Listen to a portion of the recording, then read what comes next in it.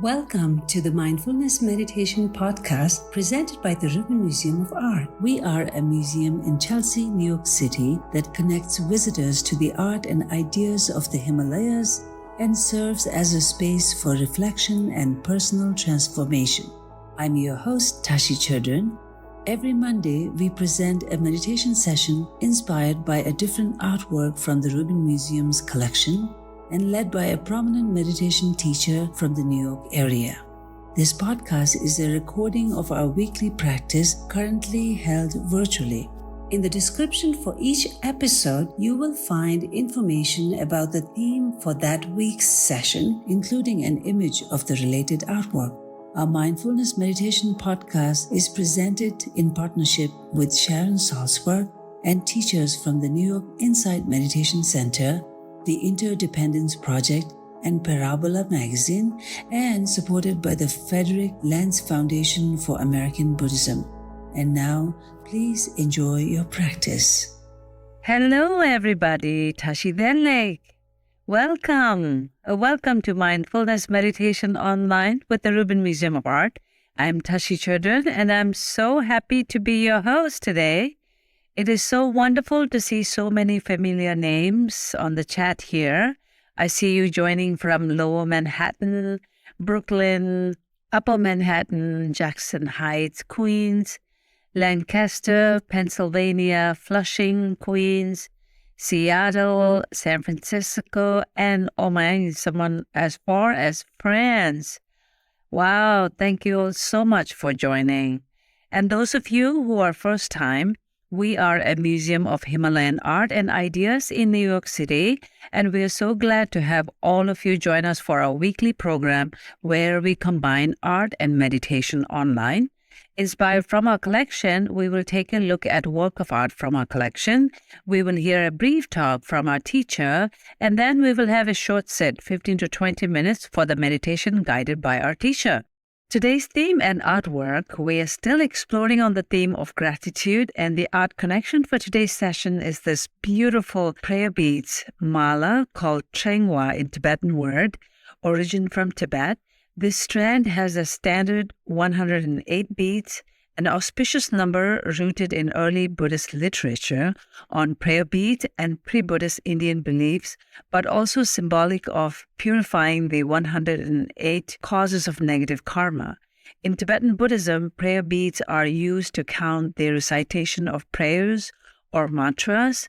Some practitioners recite one round daily of certain mantras. One of the most common mantra is Om Mani Padme Hum. Even a child from a Tibetan Buddhist family in Tibet or in exile in India would know to recite. Some practitioners accumulate certain mantras 100 million times. When accumulating 100,000 or more, then the counters on the mala plays a very important role. As you see here in the image, those two strands, each with 10 beads, are used as counter. After each round of 108, then one can pass one bead until all 10 beads are moved to the other side. Then you use the other counter for 1,000 counts. That's how a practitioner keeps track of 100,000 or more accumulation to remove obstacles, to bring forth blessings and things like that. So most important is to dedicate the merit to all sentient beings' benefit.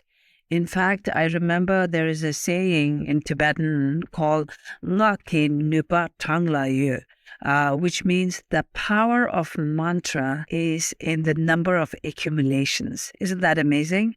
So certain materials are thought to impact the merit accrued, particularly when associated with a specific type of deity mantra practice. For instance, bone beads are for wrathful deity practice. Crystals are often associated with Avalokiteshvara mantra accumulation.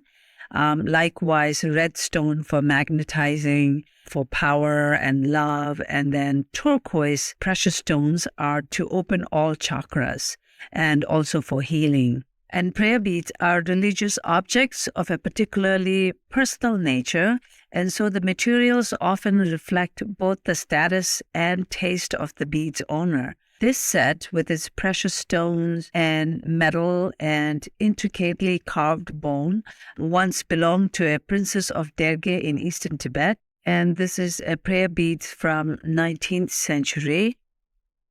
And the set is among those given to the museum by Anne Dorsey. Now let's bring on our teacher for today, Kaira Jewel Lingo. Kaira Jewel is a Dharma teacher with a lifelong interest in blending spirituality with social justice. Her work continues the engaged Buddhist movement developed by Thich Nhat Hanh, and she draws inspirations from her parents' stories and her dad's work with Martin Luther King Jr.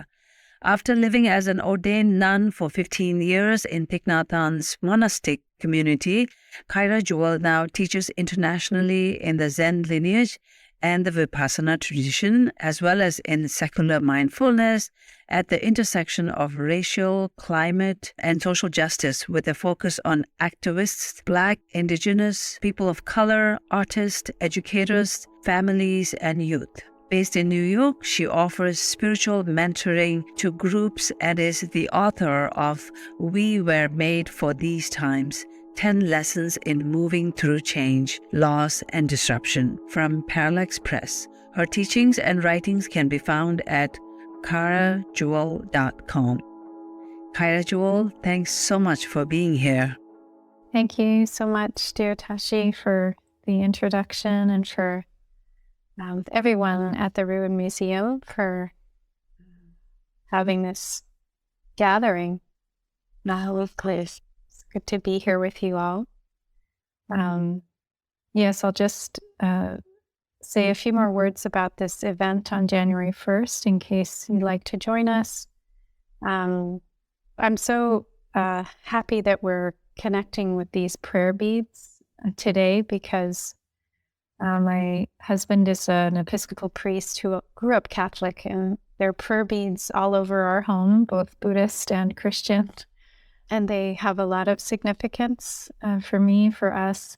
So he and we offer a monthly Buddhist Christian community of meditation and action, and but sort of separate from that, on January 1st, we'll be offering a 90-minute session to reflect on the past year and prepare for welcoming in the new year in loving and aware community.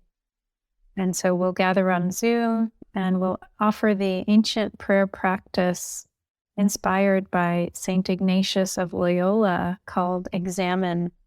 And so it's 4 questions that help us to reflect on the past year and what is it that we really wish to bring about or stay connected to in the year to come. So it is free of charge, by donation, and I'll put the link in the chat if you're interested.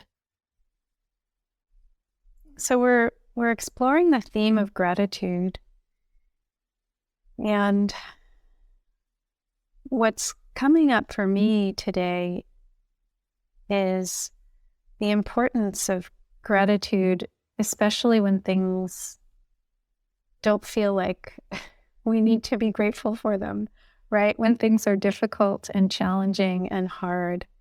I have had some difficulties recently, and so it's not, the most natural thing to gravitate towards gratitude. But gratitude can also really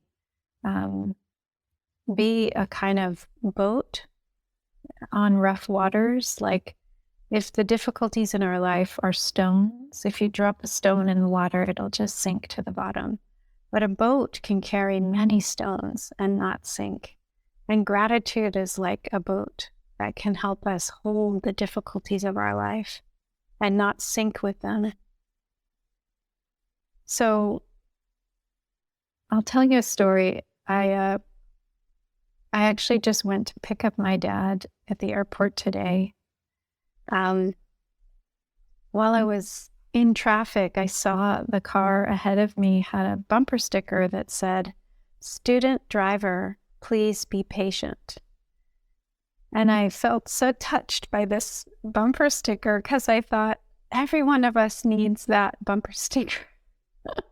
we all have ways in which we're learning and growing and making mistakes. And, we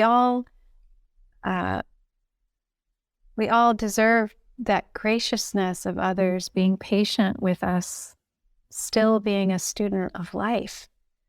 And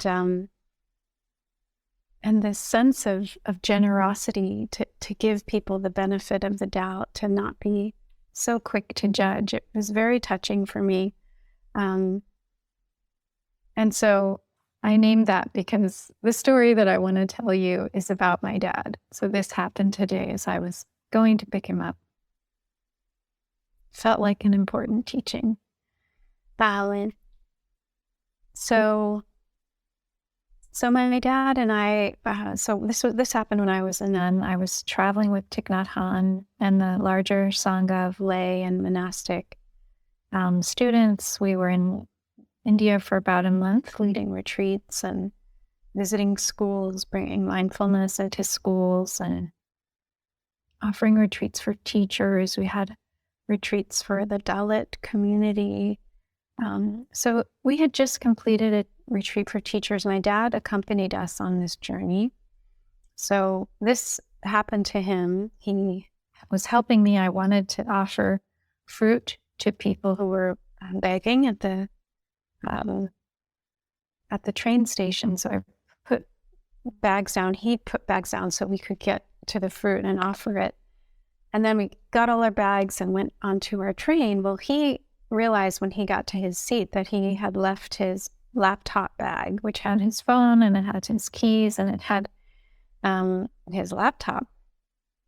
So he went back out. The train was about to go. He rushed back out. Of course, the bag was nowhere to be found.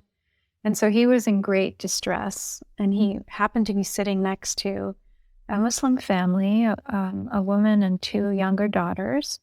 One was 11, one was 6. So the 11-year-old was named Hannah. They got to know each other, introduced themselves, and he was drinking chai that was being, brought down the aisle. And he tried to offer chai to the family, and the 11-year-old girl said, well, we're fasting because it's Ramadan. So they wouldn't eat or drink that whole day. So they started talking. She was very curious and a good conversationalist, this young woman. And so my dad asked her, have you ever lost anything, Hannah? Because he was really perplexed about this loss. And Hannah said, I've lost things like books and journal, and the worst thing I lost was a friendship, because we got angry at each other and we said terrible things to each other. And then he said, well, I lost a big book, money. I had a computer book and all these other things, house keys, everything was in that laptop bag. And he told her how upset he was about that. And she looked right into his eyes and she said, Uncle, you need to thank God for the good he has given you this day. As an 11-year-old child, she said that to him. And he was so struck by that. It was really like just the wisdom of the whole universe coming through her. And he really took that in. And they had this amazing conversation. We were going from Dehradun to Delhi. And they ended up staying in touch. The family moved to Dallas. My dad has been there to visit them now. Hannah's graduated from college. They're still in touch with each other. But he really reflected on that teaching. What does it mean to be grateful even when things are not at all what we wish them to be, and when we are actually in real hardship? And so that is a real spiritual practice. of finding ways to be thankful, even in the midst of loss, even in the midst of grief, not as a way of suppressing, not in a superficial way, but in a deep, receptive, humble way, that life is still supporting us, life is still sustaining us, and there is still much to be grateful for. And so these prayer beads, the teachers, we get offered several different artworks to choose for our presentation, and these prayer beads really kind of grabbed me in my heart of everything that was offered as a possible artwork. And I read the description, and it said they were the actual prayer beads used by a Tibetan princess. But I love that. I love that these prayer beads were made for a person, a human, and this human used them probably regularly, maybe daily. And, while all the art we get to connect with is very precious, very meaningful, the fact that someone held these in their hands and practiced with them, as they had a relationship with them, infused them with their energy of mindfulness, compassion, I just felt an instant connection and this sense of intimacy that's so different than a painting or something that you put on the wall. So I'm grateful that this art piece is included in the museum's collection. And Tashi mentioned already this connection to the rosary and to other traditions. The Hindu tradition also uses malas. There are many different traditions that use beads as a way to anchor ourselves in the practice. And so the bead can be a mantra practice, as Tashi mentioned. It can also be a breath practice where we follow our breathing and we take an in-breath, take an out-breath, and hold a bead. Take another in-breath, another out-breath, hold the next bead. It can be a prayer, as in the rosary. We can also hold the mala, the prayer beads, when we do walking practice. And one bead can be one step or, one movement in mindfulness. So what I really appreciate about these prayer beads is the way that they help us honor the preciousness of each moment, whether it's our breath, whether it's our steps, whether it's the prayers, the wishes we're making for ourselves and others. It's this attention to detail and this commitment to not miss what's happening. The way each moment is unfolding in our lives in a unique and deeply precious way.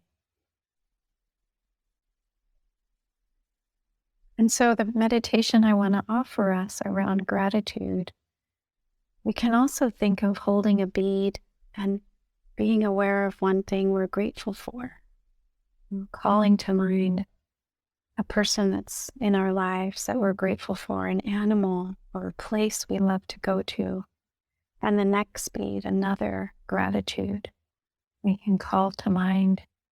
So we'll get to practice this now in our meditation, and I invite you to visualize yourself holding prayer beads, maybe the same prayer beads that we just saw in the image, the turquoise prayer beads with the bone pieces that join them together.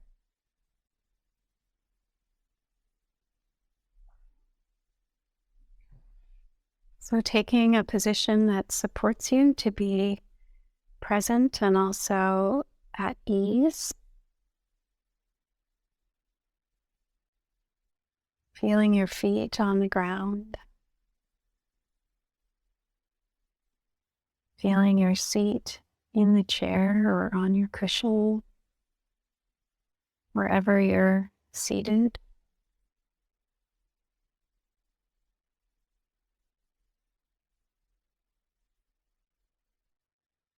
Feeling your hands,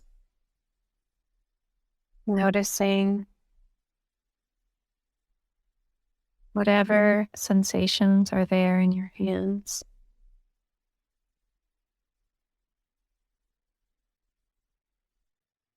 And bringing awareness to the face.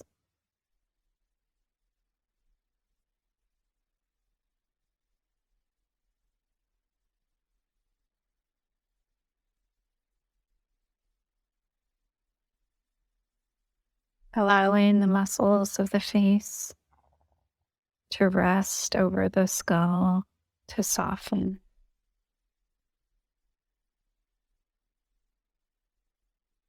Letting the eyes rest in the sockets.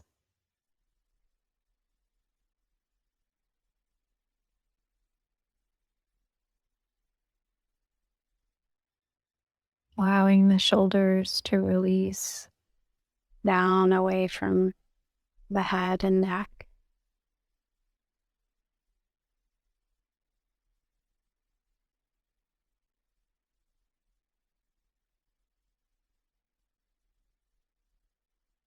And visualizing now, if this is helpful, you can always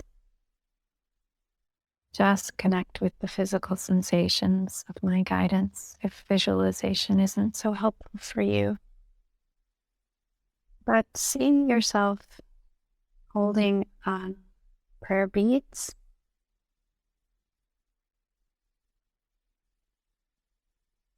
maybe the turquoise ones we saw, maybe other beads, and feeling one bead between your fingers, taking a breath,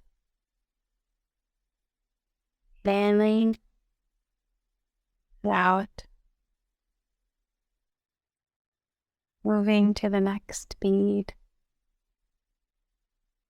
in and out. And let yourself count 8 more beats like that. So we take 10 breaths in awareness.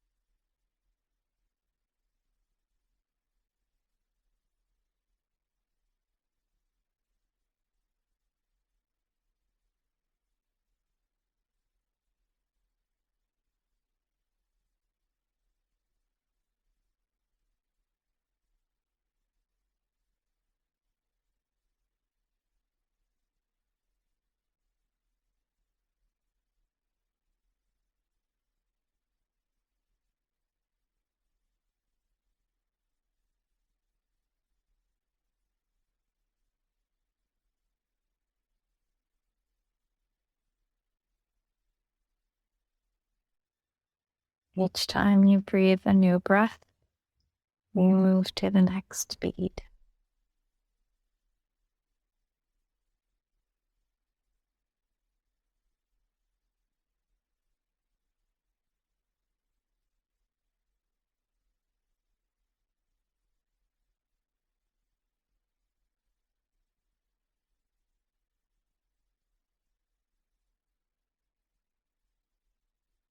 That was 10 for me.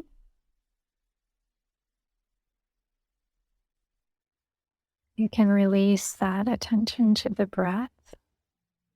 Just let yourself connect to the feeling of your body.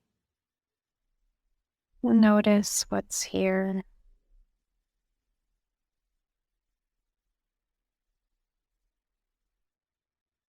Resting back, letting go of needing to do anything or make anything happen.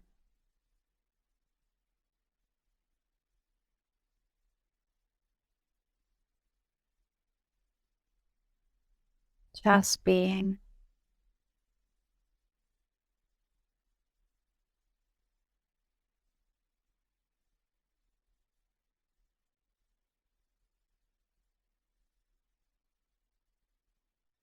especially allowing the space in the center of your forehead and between your eyebrows to spread out and soften. Sometimes with counting, we can get a little bit focused in that part of the face. So just releasing, softening in the space between eyebrows.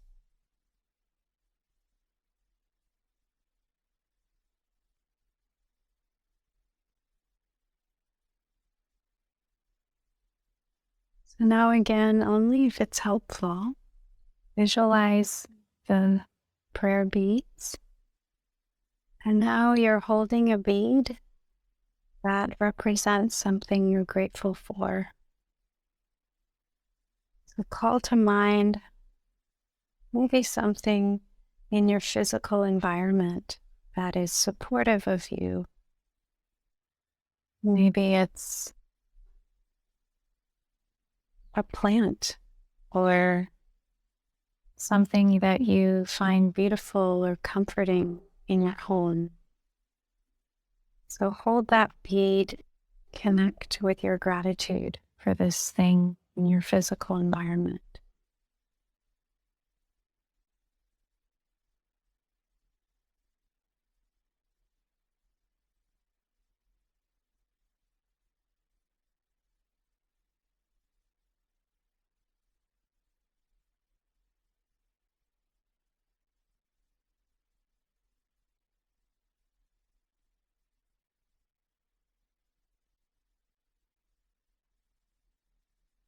And now moving to the next bead, let yourself feel gratitude for something in your body, something in your own physical body that's working well, that is supportive of you in some way.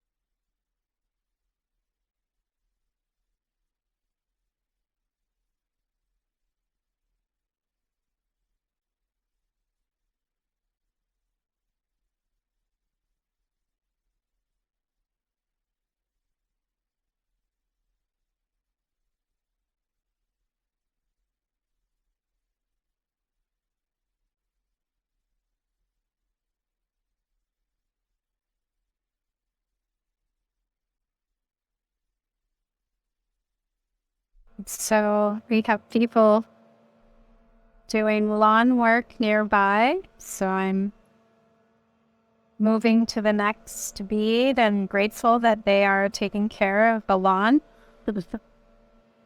So let's all reflect on something that's happening in our external environment that we are grateful for. Something in our beyond our home that we are grateful for.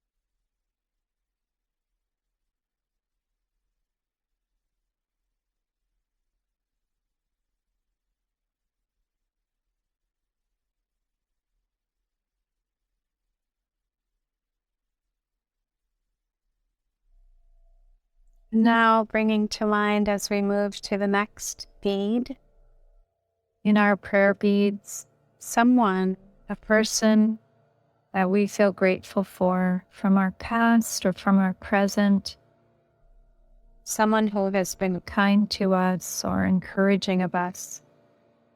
Just letting that person come to mind, connecting to the feeling of gratitude for that person.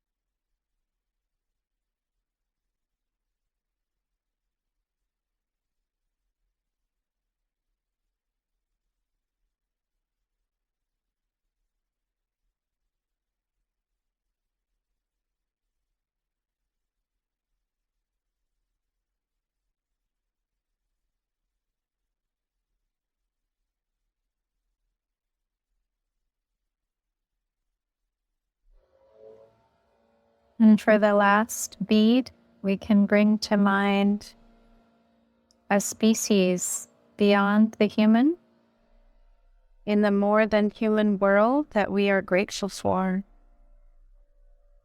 It could be a plant species, it could be an animal species, reflecting on, that bone is part of this prayer bead. That bone came from an animal, I imagine. So we are constantly in dependence on other species. And so what species do you feel grateful for? Do you want to take this time to honor and remember and express gratitude for?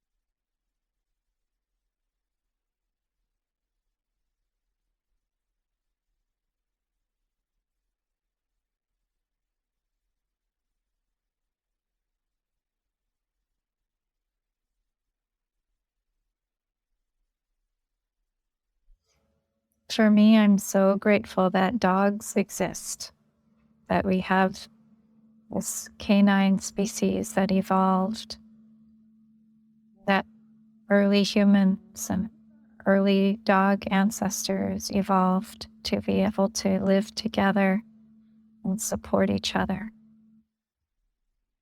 What species are you grateful for?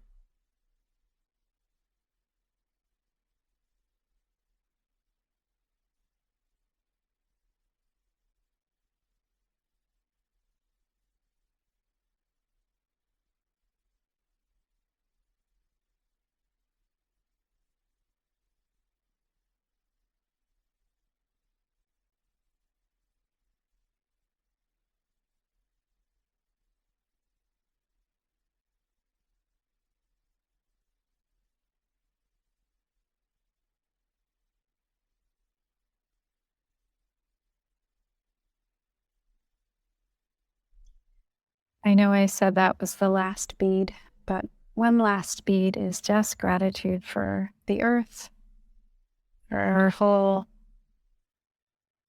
solar system, our whole cosmos. Just the fact that we have a place that we can call home. This blue planet floating in space. Very quickly, actually, rotating around the sun, and our whole solar system is moving very quickly through the galaxy. Just grateful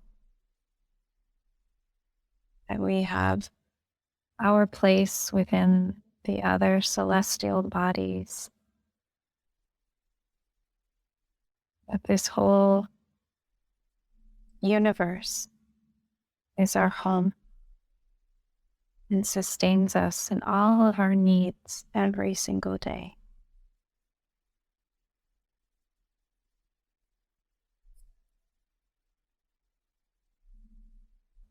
We'll close with the sound of the bell, holding our bead of gratitude for the whole universe.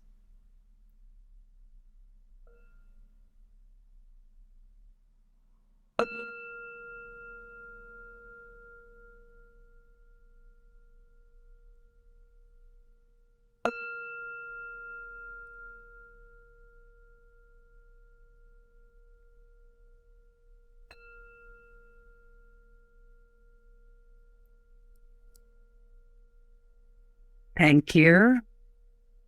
Thank you, Kaira, for that beautiful session. That concludes this week's practice. If you would like to support the Rubin and this meditation series, we invite you to become a member of the Rubin. If you're looking for more inspiring content, please check out our other podcast, Awaken, which uses art to explore the dynamic paths to enlightenment and what it means to wake up. Season 2, hosted by Ravina Arora, is out now and explores the transformative power of emotions using a mandala as a guide. Available wherever you listen to podcasts. Thank you for listening.